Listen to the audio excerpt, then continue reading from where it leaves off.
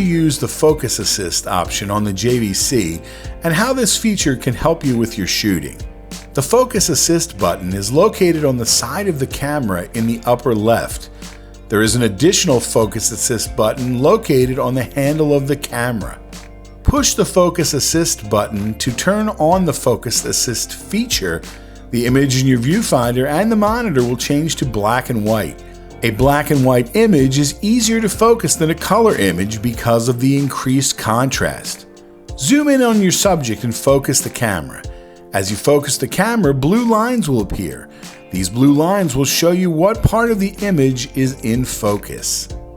This Focus Assist view only appears in the viewfinder and monitor. It does not record in your footage. If you have more questions, please feel free to contact us at 215-641-6477 or by email at techservices@mc3.edu.